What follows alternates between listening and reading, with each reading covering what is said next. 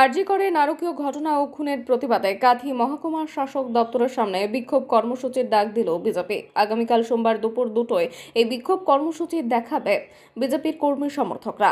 আজ কাঁথি সাংগঠনিক জেলা কার্যালয়ে এক সাংবাদিক বৈঠকে একথা জানালেন কাঁথি সাংগঠনিক জেলার সভাপতি ও দক্ষিণ কাঁথি বিধানসভার বিধায়ক অরূপ কুমার দাস।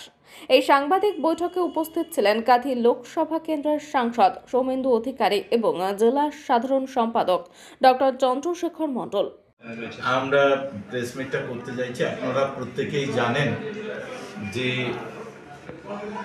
বাংলায় একটা নারকীয় যে ঘটনা ঘটেছে, আমরা একজন পোস্ট গ্রাজুয়েট ট্রেনি ডাক্তার বোনকে অকালে হারিয়েছি এবং সেটা নারকীয়ভাবে। এবং এই রাজ্য সরকার চেষ্টা করছেন যত রকমের ভাবে তথ্য প্রমাণ সব কিছু লোপাট করা যায় এবং লোপাট করে দিয়ে তারা সাধু সাজার চেষ্টা করছে এবং দৃষ্টিটাকে অন্যদিকে ঘুরিয়ে দেওয়ার জন্য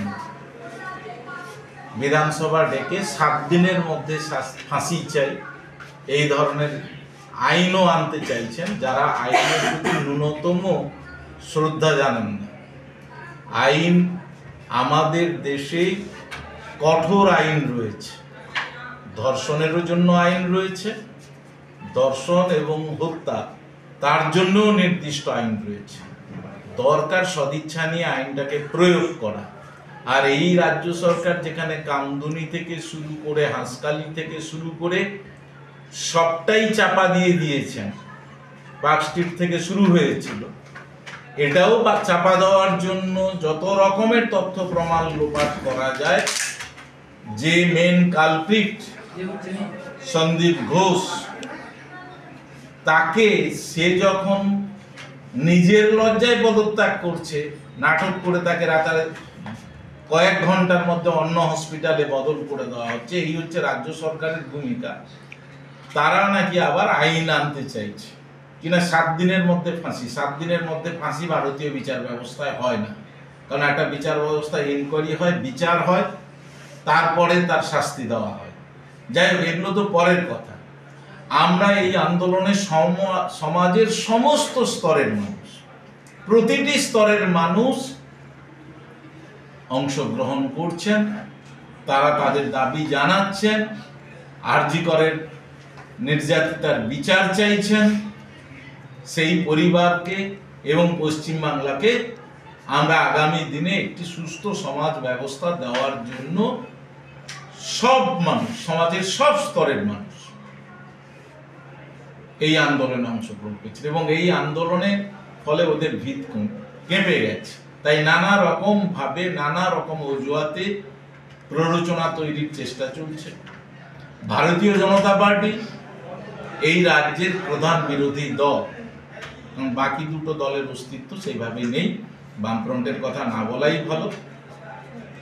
তো এক্ষেত্রে ভারতীয় জনতা পার্টি তার নির্দিষ্ট কিছু দলগত কর্মসূচি নিয়েছেন, যার মধ্যে আগামীকাল 2 তারিখ প্রতিটি ডিএম অফিস এবং যেখানে ডিএম অফিস নেই, আমাদের যে 42টি সাংগঠনিক জেলা, তার এসডিও অফিসে আমাদের ধর্নার আয়োজন করা হয়েছে।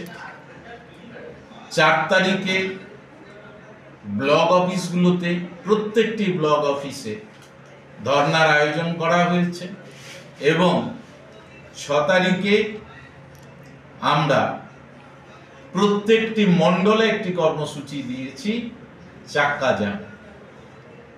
আমরা ভারতীয় জনতা পার্টি, আমরা চাই দ্রুততার সাথে এই অভয়া বিচার পাক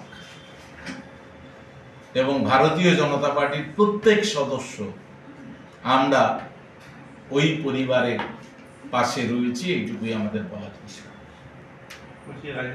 বিভিন্ন জায়গায় আন্দোলন থেকে পুলিশি